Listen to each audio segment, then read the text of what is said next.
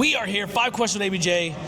The ring is gone. I'm recording as much as I can until they kick me the fuck out. I wish they would kick us out, ABJ. Yeah, I hope they don't. I really want to record so much. I don't get a lot of content at shows, so I get really excited because I put the show first. You know what I mean? I try not to come in.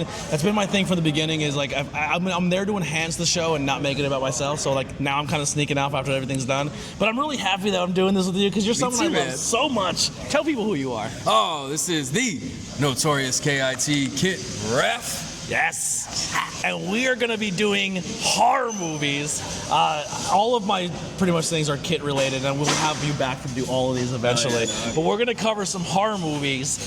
What is your favorite genre of horror? All right, so I am a giant horror movie buff, yes. which you know we've had discussions before. Yes. I have you on for a full review. Oh yeah. Yes. But my favorite genre of all time is going to be the classic babysitter murders, a la Halloween, Friday the 13th. I'm a sucker for a slasher flick. They're corny, they're cheesy, they're never believable, and I love them. Yes. Yeah, people overanalyze horror like, oh, well, it's not supposed to make sense. No. It's like pro wrestling. Absolutely. Yes, 100%. It's one and the same. It's a different flavor of ice cream. So, what is your favorite scary movie, and what got you interested in it? My favorite scary movie of all time is actually the original 1978 Halloween. Yes, it's the best.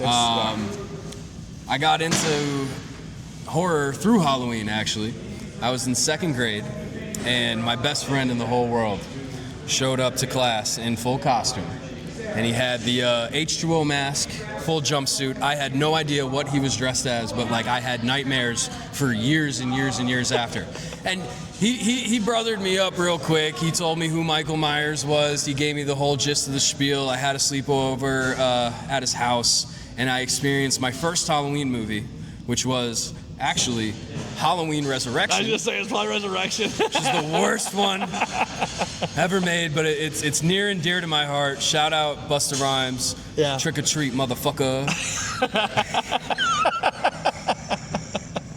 I want to get to the second question, but I have to just really fast. Halloween Resurrection is absolutely awful, but the quotes that came out of that movie, iconic. Oh my God, Michael Myers is a killer shark in baggy ass overalls. Live in my head rent free for the rest of my life. So I just reviewed Bride of Chucky. So many quotes in that. So many good quotes. It's a horrible movie. I love it though. I love it. Love it so much.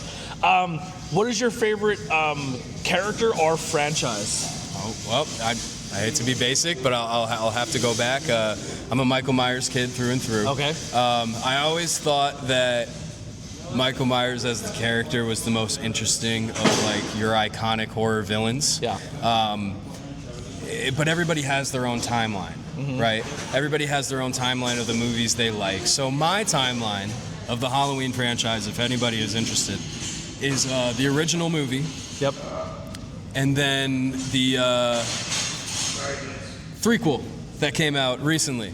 Oof. I know. First one's good. Second two, I can do it out. People have divided opinions, but I think wrapped together, if you sit down, you watch the original Halloween, and then those 3 movies in succession, and you take everything else that you know about Michael Myers out. Yes. It's a beautiful 4-part series. The beauty of Michael Myers is you don't know what he's going to do next because he has no reason to do anything, and that's why I'm not big on any of the sequels, because they started adding reasoning. They started adding his bloodline. They started adding him going after his niece. John Carpenter didn't want any of this. No, John Carpenter wanted to make one goddamn movie.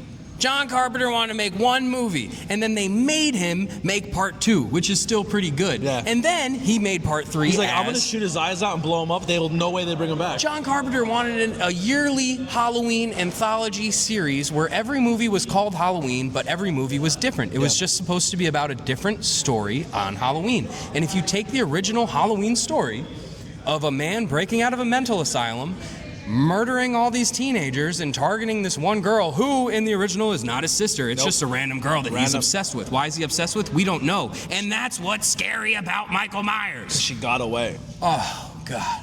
All right. That was Season of the Witch, underrated too. Season of the Witch is great. What about if Season of the Witch, like that mask company, is what made Michael turn Michael? You never know. You never know. Oh. But Season of the Witch is great, and we would have got so many great other films. Supposedly that's getting its own TV show. Like It the should. Season of the Witch thing, yeah. It should, because All right. it's a beautiful story. Least favorite thing about horror, and what would you change? My least favorite thing about horror, that's an easy one. I am not a jump scare guy. I hate jump scares. I do not, and I don't jump at jump scares. Do you get mad when they get you, though? No, I get get happy pissed. when they get me because, Yeah. all right, let me rephrase what I just said, actually. I'm not a fan of the modern jump scare. Yeah. Now, if you look at a movie, I believe it is The Exorcist 3. Okay. Is that the one where the nurse walks through the hallway and then the apparition under the sheet is just right behind her, arms I out? think so, yeah. If I'm wrong, I apologize, but it's Exorcist 2 or 3. I think it's 3. That is an example, in my opinion, of a jump scare done right. There was no dramatic suspense built up to it. Nobody was ready for it. It was not a loud noise. It was a visual effect that scared you, and it left you scared. Also, Signs, the birthday party, when the alien, that's in beautiful, beautiful, beautiful. Under the Door gets me every Yes, time. Where he's of looking course. at the... Today, you go to a horror movie, and you know when you're gonna get jump scared because it plays this tension-building music for 30 seconds to a minute. You're ready for it. Not only that, 9 times out of 10, they give you the jump scares in the goddamn trailer. In the trailers, yeah. I gotta... In the goddamn I trailer. stay away from trailers. Yeah. Yes, that would be my modern. I could do without. I could do without. What is your main takeaway from consuming and why you love horror movies?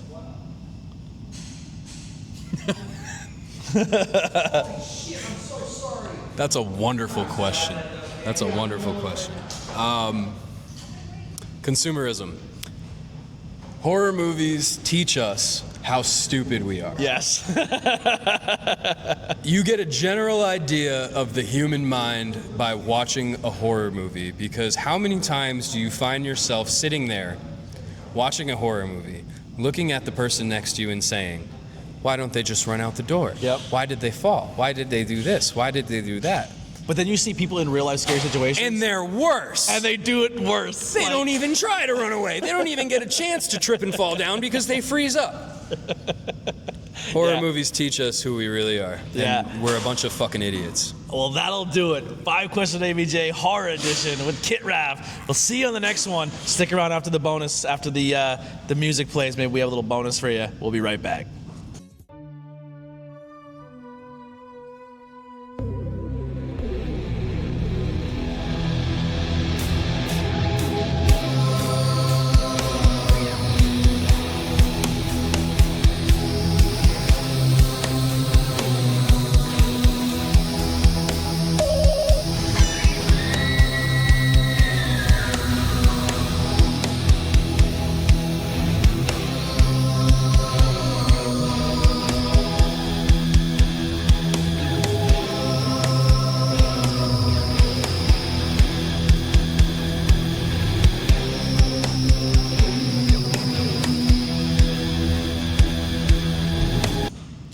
All right, bonus question. We are here. We're back. It is pro. Listen, at the end of the day, my channel is pro wrestling. You see the belt here. Through and through, we're pro wrestling. We're going to book 2 icons in horror. They're going to fight. Who are you booking? Who's fighting? And who wins? Okay. Ooh, wow. Wow, that's a good one. Yeah. You know, we don't have a lot of versus movies anymore. Yeah. We got one, and it made us think of who would all fight and Freddy why, versus and we never Jason. got any of them. What a beautiful movie. Yeah. All right, off the top of my dome, the first thing that came to me, I'm going to take Charles Lee Ray. I'm going to Okay. take Chucky in Chucky? doll form. And I'm going to pit Chucky up against the spirit of Halloween himself, Sam, from the hit movie Trick or Treat. A lot of people go Leprechaun. You're going Sam. I'm going with Sam. I Okay. think Sam is one of the most underrated horror characters in the modern age. I would put Sam as a horror icon at this point. Ooh. Trick or Treat's a wonderful movie. Great movie. If anybody, I think it's a little underrated gem. Not a lot of people know about it. We're going Sam against Chucky. And you know what? At the end of the day, Chucky is a deluded man into voodoo that got himself sucked into a doll. And Sam is the spirit of Halloween, so Sam's going over, and Sam's going over strong. I might give Chucky a nice little shine in the beginning just to show what he can do to get the audience a-popping. He gets cocky. Yeah, he gets a little too cocky, and we're going to have Sam go over, and Sam's going over strong. And we're going to keep him as World Heavyweight Champion of Halloween for at least another year. I love it. That's a great booking. Where can people find and support you? All right, the_notorious_K.I.T on Instagram, Kit_Raff on Twitter, and that's about it. Actually, there's one quick thing I want you guys to do. It's not so much a horror movie, but it's fucking scary because it's real life things. You have a friend that's in wrestling that was in a horror-ish TV show / special. I do. Shout out Keita Murray. Yes. My man Keita Murray got away from Jeffrey Dahmer. Let it be known he was marked safe in the clubs from Sir Jeffrey Dahmer. I was watching, I'm like, was that fucking Keita? That's fucking Keita, dude. The funniest story about that, real quick, is so I knew that Keita was going to be in that Dahmer show about like 2 years before it even started throwing advertisements up. And I wasn't allowed to talk about it, which was lame because I like to put Keita on a pedestal. Yeah, he's so good. But the very first person that Jeffrey Dahmer kills in this show is dressed and this is a little behind the curtain for you all at home. This man that Jeffrey Dahmer gets, the first one, is dressed exactly like Keita Murray dresses in real life every single day. So I have a theory. I have a theory. Keita Murray, because I asked him, I said, was it a dress rehearsal? Do you have to come in anything specific? He didn't. So he came in his regular clothes. And I know Keita more than I know any other human on the earth. I could guarantee, I could predict exactly what he wore. These writers saw Keita Murray, thought his look looked awesome, and then they put it on that guy. Because he was in the same episode. Yeah. Keita Murray is a fashion icon. He is. Shout out Keita Murray. An icon. An icon. I love Keita. We love Keita. Yes. Go watch Dahmer on Netflix. It's a great job. And then look for Keita in the club dancing around. Marked safe. Yeah, killed it. All right, see you guys next time. We're out of here. That's so good. Hell yeah, dude. I love you so much. We're definitely doing more.